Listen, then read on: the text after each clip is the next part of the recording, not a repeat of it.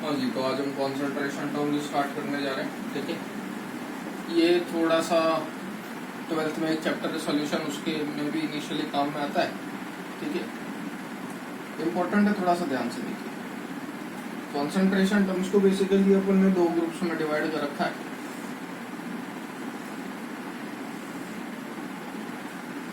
Group A और group B. Group A volume related होती है, जबकि ग्रुप बी मास रिलेटेड होती है।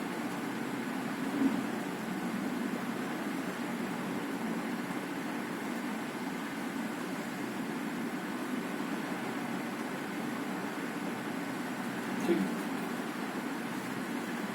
ये ध्यान रखिएगा वॉल्यूम रिलेटेड। देखो, टेम्परेचर बढ़ाने से वॉल्यूम चेंज होता है बिल्कुल, लेकिन क्या मास चेंज होता है? नहीं। अगर आप 200 ग्राम आइस लोगे, उसको पिघला दोगे, तो उससे पिघला हुआ जो पानी होगा उसका मास भी 200 ग्राम होगा। ठीक है, तो दीज आर टेम्परेचर डिपेंडेंट।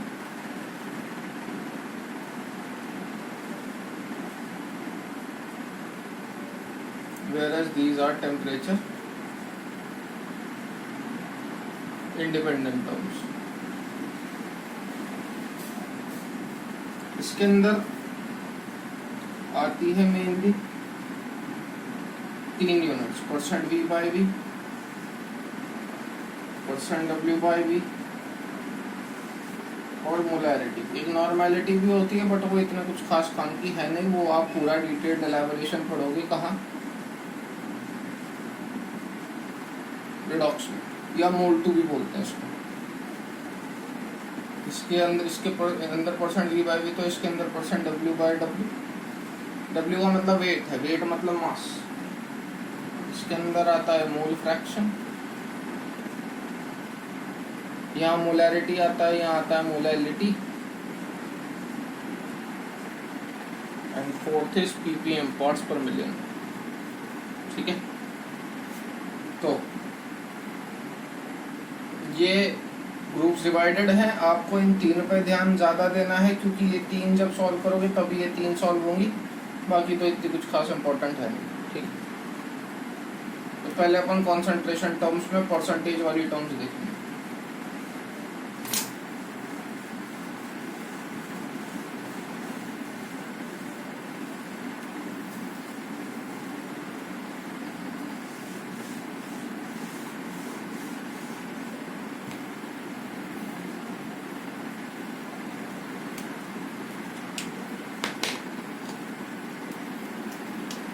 सबसे पहले मैं बात कर लेता हूँ %V/V की। देखो, हर परसेंटेज वाली टर्म, कोई सी भी परसेंटेज वाली टर्म ले लो, उसका एक ही फॉर्मूला है।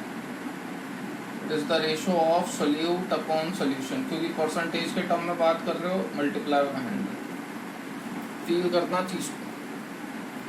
तो %V/V का क्या फॉर्मूला बन जाएगा? जैसा कि मैंने बोला कि हर परसेंटेज टर्म रेशियो ही किसका? सोल्यूट अपॉन सोल्यूशन का। तो ऊपर क्या आएगा? वॉल्यूम ऑफ सोल्यूट, नीचे volume of solution into 100। %W/W का फॉर्मूला क्या होगा? वॉल्यूम नहीं, यहाँ पे वेट लेंगे, weight of solute, weight of solution into 100। %W/V क्या लेंगे? Solute upon solution, weight of solute on volume of solution 2। इस तरीके से आप परसेंटेज W/V का, W/W का, V/V का फॉर्मूला आसानी से ध्यान रख सकते हो। All percentage terms are nothing but the ratio of solute upon solution. मतलब समझना क्या होता है? सपोज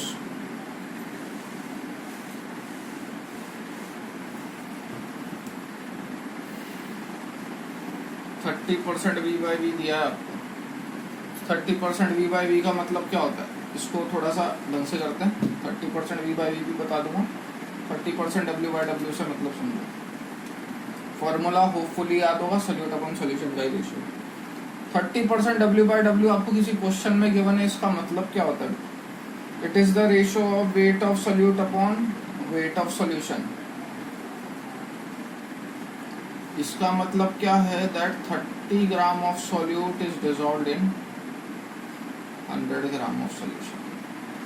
अगर किसी के अंदर 30% W/W दिया है, इसका मतलब ये है कि 30 ग्राम सॉल्यूट डिसॉल्व है 100 ग्राम सॉल्यूशन में, 30 ग्राम सॉल्यूट डिसॉल्व है 100 ग्राम सॉल्यूशन में।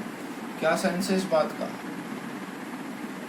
ये कहाँ से आ गया? ये मैंने मेरी मर्जी से मान लिया, आपकी मर्जी पड़े आप वो मान लो। मैं 100 इसलिए मान रहा हूँ क्योंकि ये दोनों आपस में अगर नहीं होता तो आसानी से कैंसिल आउट हो जाती है, या मेरी कैलकुलेशन इजी हो जाती है। आप चाहो तो यहाँ 1000 मान लो, जो मर्जी पड़े वो नंबर मान लो, 5 लाख 10 लाख जो मानना है मान लो, लेकिन उसी का फिर 30% लेना, आंसर पर कोई इफेक्ट नहीं पड़ेगा। तो मैं क्या कह रहा हूँ, 30% W/W का मतलब क्या होता है कि 100 ग्राम सॉल्यूशन में कितना ग्राम सॉल्यूट है? 30। तो सॉल्वेंट कितना हो जाएगा? 70 ग्राम। ठीक है। सिमिलरली जो थोड़ी देर पहले लिखा था 30% V/V, क्योंकि मास में बात कर रहे हो इसलिए ग्राम लिया है। कई लोग बहस कर सकते हैं सर मास तो केजी में लेते हैं, ले लो भैया। यहाँ पे एक्चुअल में कॉन्सेंट्रेशन टर्म की बात चल रही है। कॉन्सेंट्रेशन टर्म्स यूजुअली आप लैब में जब एक्सपेरिमेंट करवाते हो तो उसमें मेरे ख्याल में तो केजी में कुछ नहीं लेते होगे, ग्राम में चलता होगा, इसलिए यहाँ पे ग्राम में, और वॉल्यूम यूजुअली ml में लेते हैं। ठीक है। 30% V/V का मतलब क्या हुआ? 30 ml सॉल्यूट है 100 ml सॉल्यूशन, तो सॉल्वेंट कितना हो जाएगा बच्चा? 70 ml। यूनिट का ध्यान रखिएगा। क्लियर है? होपफुली इतनी बात क्लियर। अब solution is nothing but a mixture of solute plus solvent. Solution is nothing but a mixture of solute plus solvent. एक ग्लास है, उस ग्लास में पानी था, वाटर। एक ग्लास में सिर्फ नमक था, सॉल्ट। क्या इसे सॉल्यूशन बोलेंगे? नहीं। क्या इसे सॉल्यूशन बोलेंगे? नहीं। इन दोनों को आपस में मिक्स करके शिकंजी बना रहे हो, that is what we called as solution. तो what is solution? It is the mixture of solute plus solvent. ये क्या है? सॉल्वेंट। और ये क्या है? सॉल्यूट। फुद्दू बनाने के लिए लोग बोल देंगे कि solvent unless otherwise mention water ले लेना, बकवास बात है। ठीक है। सॉल्वेंट वो चीज होती है जो लार्ज क्वांटिटी में प्रेजेंट हो, सॉल्यूट वो चीज है जो स्मॉल क्वांटिटी में प्रेजेंट हो, दैट्स इट। हाँ, अनलेस अदरवाइज मेंशन आप वाटर ले सकते हो, कोई दिक्कत नहीं। लेकिन अगर कोई ज्यादा वाटर कम क्वांटिटी में प्रेजेंट है और सॉल्यूट ज्यादा क्वांटिटी में प्रेजेंट है, तो मतलब दूसरी चीज ज्यादा क्वांटिटी में प्रेजेंट है, तो मामला उल्टा हो जाएगा। कहने का मतलब किसी के अंदर 40% इथेनॉल और 60% वाटर है, सॉल्यूट नो डाउट इथेनॉल होगा। रेशो अगर उल्टा कर दोगे सॉल्यूट वाटर बन जाएगा। ध्यान रखना है बात। ठीक है। हाँ, अनलेस अदरवाइज आपको सॉल्वेंट नहीं दिया तो वाटर कंसिडर करके आप प्रॉब्लम को सॉल्व कर सकते हैं। ठीक है। तो यहाँ से अपन नेक्स्ट क्लास में कंटिन्यू करेंगे।